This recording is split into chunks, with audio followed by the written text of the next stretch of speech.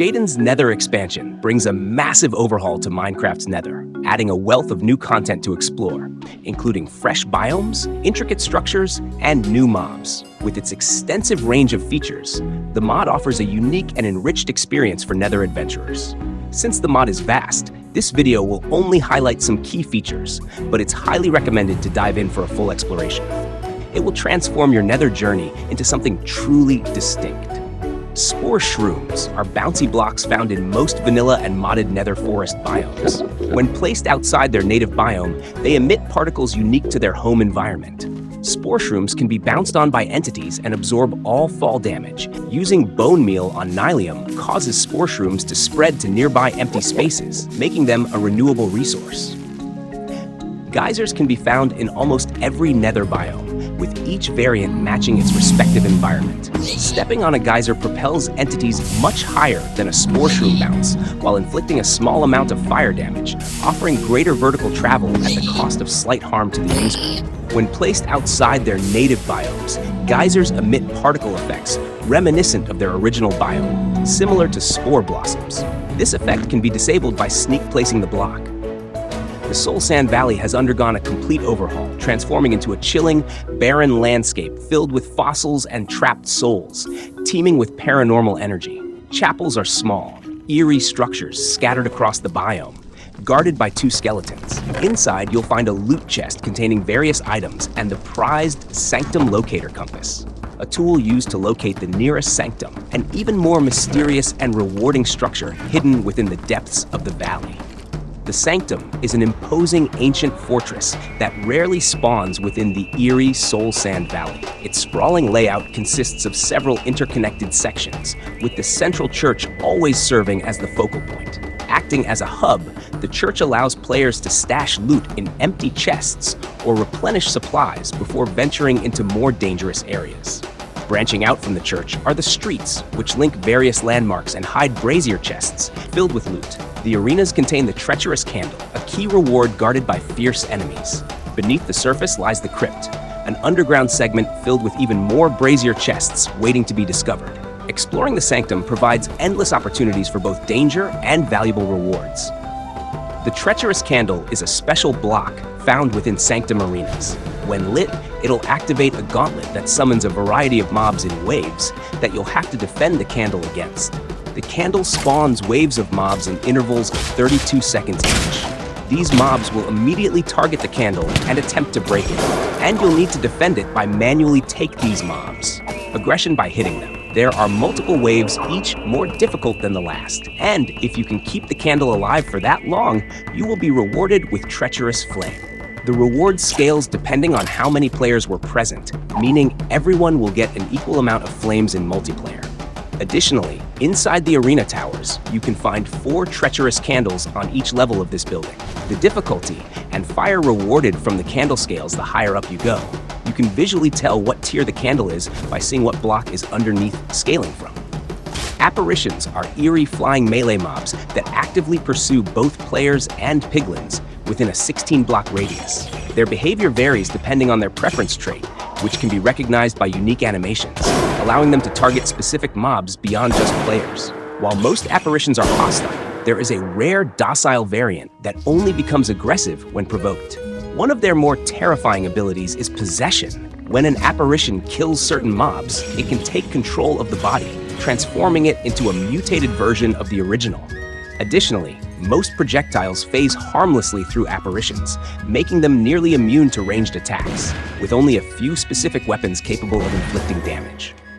Wisps are ambient undead mobs, commonly split from apparitions or found emerging from ecto soul sand. Players can capture wisps in empty glass bottles and transport them, though this won't stop the wisp from either despawning or burrowing into nearby soul sand. To make a wisp persistent, you'll need to either right-click it with honeycomb or give it a name tag, which will prevent it from disappearing back into the soul sand.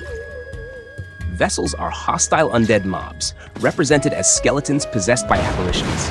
They attack at close range with a burst of bullets that ignore invincibility frames, dealing stacking damage. Similar to skeletons, vessels strafe in circular patterns to avoid incoming attacks, but unlike regular skeletons, they persistently circle the player even when within 4 blocks. This makes close encounters particularly dangerous, as players are almost guaranteed to be hit by their rapid-fire projectiles. Vessels can be exorcised and reverted back into regular skeletons when they come into contact with rain or any clean water source, such as flowing water or a splash water bottle. Successfully exorcising a vessel with the latter two methods grants the player the Exorcism Advancement. Ectoslabs are magma cubes possessed by apparitions, creating a hostile undead mob with a distinctive glass-like body that enables them to phase underground and ambush unsuspecting victims. They actively seek out players, piglins, or iron golems within a 16-block radius and exhibit two distinct attacking phases. In their first phase, Ectoslabs operate with standard slime AI, jumping around and dealing damage on contact. This serves as their default state when no target is detected. However, once they spot a target, they transition into their second phase, where they burrow underground. During this underground phase, Ectoslabs tunnel toward their target, positioning themselves beneath it before launching a surprise attack. This pounce deals twice their base damage, making encounters particularly dangerous, especially with larger Ectoslabs. Banshees are hostile undead mobs created when blazes are possessed by apparitions, gaining the ability to command lesser souls, which they transform into will-o-wisps for their attacks. These eerie creatures actively seek out players within a 26-block radius. Upon spotting a target, a Banshee begins to launch will-o-wisps at random intervals. These projectiles track their target, relentlessly pursuing until they either hit a block or make contact with the player, dealing 6 points of damage. Each time a Banshee fires a will-o-wisp, it has a chance to teleport, allowing it to float a few blocks above the ground. This disorienting maneuver can take the Banshee out of melee range, making it harder for players to retaliate. Additionally, the Banshee may teleport when it sustains damage, or when players draw too close, enhancing its evasive capabilities and making encounters with this haunting entity more unpredictable. Carcasses are initially found in a lifeless state, but players can revive them using flint and steel. Once brought back to life, these creatures roam the area, attacking all hostile and neutral mobs within a 16-block radius, providing valuable assistance in combat. If a carcass is defeated, it doesn't truly perish, but instead deactivates, returning to its original lifeless form. Players can revive them again using flint and steel as many times as desired. Additionally, carcasses can also be ignited using a flame bow or any other projectile that is on fire. Their unique mechanic makes them a versatile ally in various situations, as players can count on them to rejoin the fight repeatedly. This mod aims to overhaul the entire Nether, and while it currently focuses on the Soul Sand Valley, it offers a wealth of content to explore. Each mob and item features unique behaviors and mechanics, adding new challenges and excitement. If you're tired of the vanilla Nether experience, this mod is definitely worth trying to refresh your gameplay. Reinnovation introduces a series of new redstone blocks crafted from familiar vanilla materials. The drip leaf launcher propels items or mobs in a set direction when they step or land on it.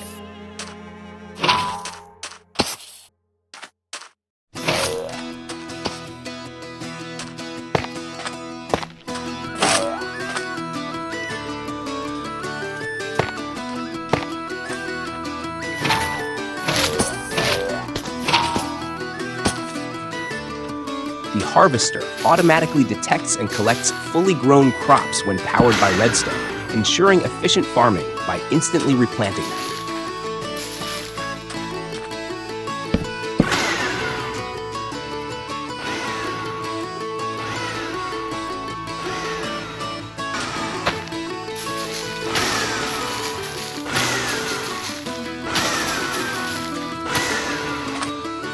The item drain works like a hopper, but drops items directly into the world, perfect for systems where item storage isn't necessary. For wireless redstone communication, the Skulk transmitter and Skulk receiver work in tandem. The transmitter sends a Skulk signal to nearby receivers, which then emit a redstone signal when they pick up the transmission, allowing for wireless automation across distances.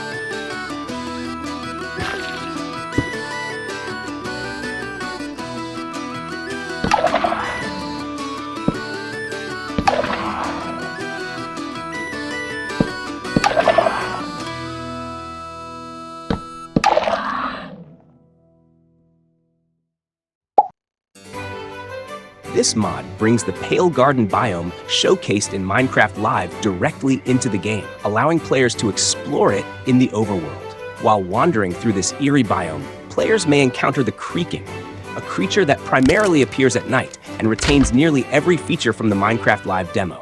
The model is an almost perfect recreation, complete with custom sounds and a haunting resemblance to a weeping angel.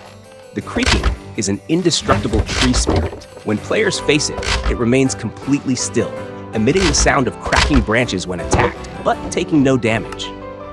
However, the moment players turn their backs, it begins to pursue and attack them, making it a truly unsettling foe.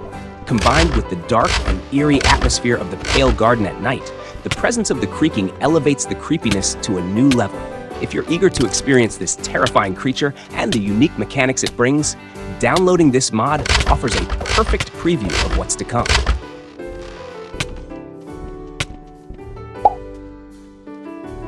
The Occult mod introduces eerie, cult-like elements to the base game, including demonic creatures and dark-themed items. To begin your journey into the Occult, you'll need to locate the shaded towers scattered throughout the world. These haunted structures hold chests filled with loot left behind by something sinister. Inside, you might find shaded bricks and seeking lamps, ideal for creating a spooky atmosphere, as well as weapons and materials that are key to delving deeper into the dark arts. One of the most dangerous creatures you might encounter is the Occultors, a humanoid entity made of twisted fibers with a single menacing eye. They are highly aggressive and can detect players from greater distances than most monsters. When an Occultors attacks, it enters a phantom phase, becoming harder to spot and much deadlier as it gains speed and regenerates lost health. Slaying one rewards you with twisted fibers and occasionally an accursed potion, essential for crafting dark magic items. The Occultors feature detailed animations and custom sound effects, making them a thrilling addition for those looking to add some horror to their game.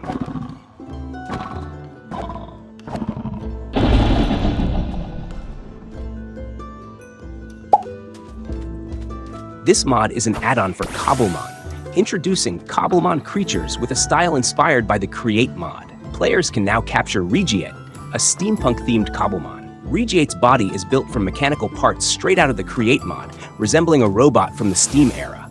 Regiate has 4 abilities: Charge Beam, Smokescreen, Scratch, and Heat Wave, each aligning with its steampunk theme. Its animations, textures, and model are well crafted, making it visually appealing. If you're a fan of both Create and Pokemon, this add-on could be a perfect addition to your gameplay.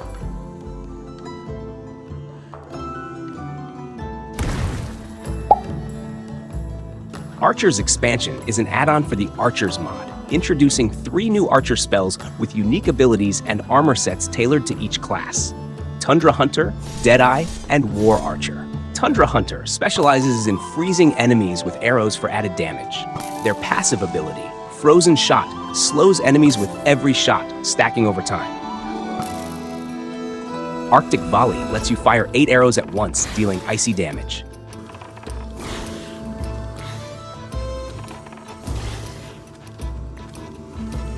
Frozen Pact deals damage based on how long the target has been frozen and weakens their attack for 5 seconds.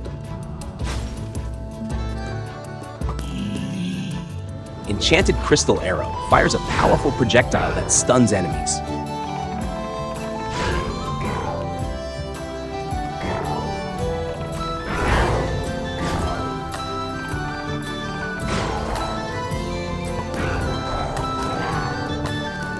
War Archer focuses on explosive damage, making them formidable on the battlefield. Their passive ability allows them to fire explosive arrows, causing small blasts on impact that harm nearby targets.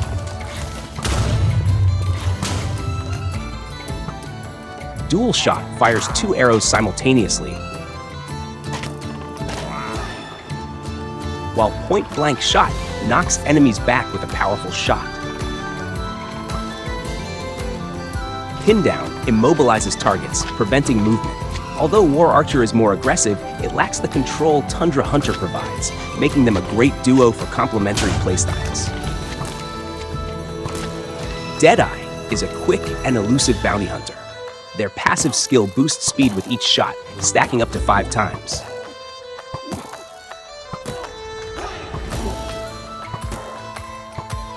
Trick Shot fires a bouncing arrow that deals 6 damage per hit. Disabling Shot allows you to leap backward after firing for quick escapes. And Choking Gas fires an arrow that releases toxic clouds, spreading AoE damage among enemies. If you're playing the Archers mod, these new Archer classes add plenty of diversity and strategic options to your gameplay.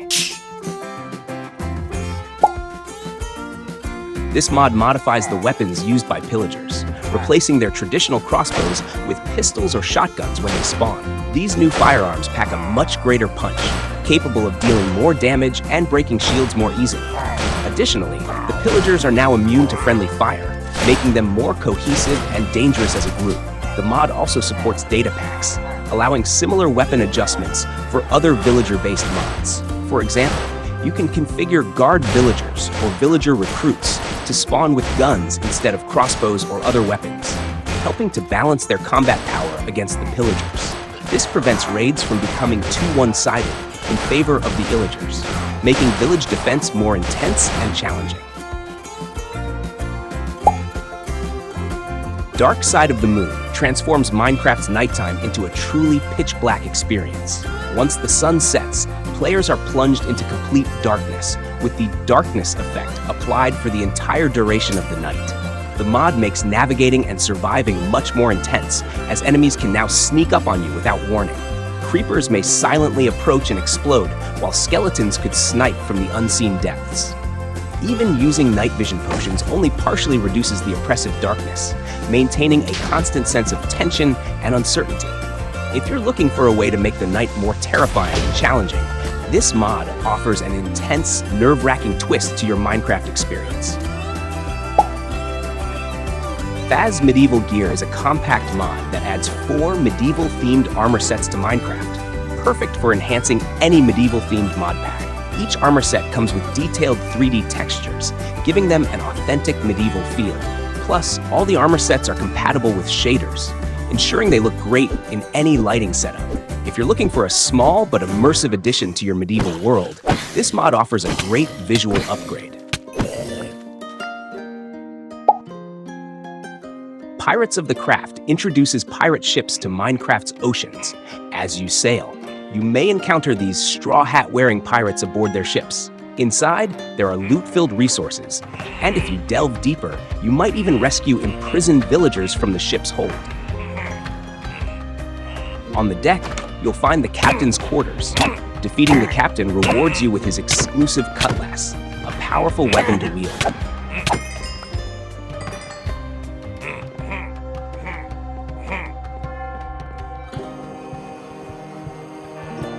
Besides regular loot, the ship also features unique cannons that can be loaded with cannonballs and fired using flint and steel, offering a fun collectible weapon for your arsenal.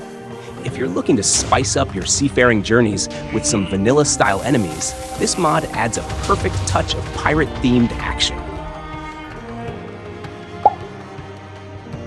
Lios Seafaring Dungeons introduces a range of new underwater and underground dungeons to enhance your Minecraft exploration. Inspired by Doom-like dungeons, these unique structures offer custom loot, challenging enemies, and boss encounters. Mossy Ocean Dungeons spawn in warmer ocean biomes with moss and seaweed-covered structures visible from the surface. While you may find many treasure chests scattered throughout the rooms, be prepared for a lot of them to be empty. Sandstone Ocean Dungeons are found in colder ocean climates, featuring sandstone buildings in 2 variants. Like the Mossy Ocean Dungeons, they are easy to spot from the surface, but be cautious of the guardians spawning from nearby spawners. Underground land dungeons are sprawling, labyrinthine structures hidden deep beneath the surface, offering one of the most extensive and intricate dungeon experiences in Minecraft. These dungeons often stretch across multiple levels, featuring narrow passageways, large open chambers, and maze-like corridors, each room varying in size and shape. Automated Item Frames is a mod that automatically sets the item frame to display the most common item from a connected chest or barrel. When you place an item frame on a chest or barrel, the item with the highest count in the container's inventory will be placed inside the frame, and 1 unit of that item will be subtracted from the stack in the chest. This feature also works with glow item frames, making it easier to organize and display your most frequently stored items without any manual input. Floating Islands is a small mod inspired by Terraria's iconic cloud islands, bringing a similar experience to Minecraft. Scattered throughout the skies, these islands may contain valuable loot, though not all will reward your exploration. The mod introduces a variety of new structures, a few unique blocks, and 3 powerful new weapons to discover. For fans of both Terraria and Minecraft, this mod adds a charming and nostalgic touch, making it a great small-scale addition to enhance your world's exploration.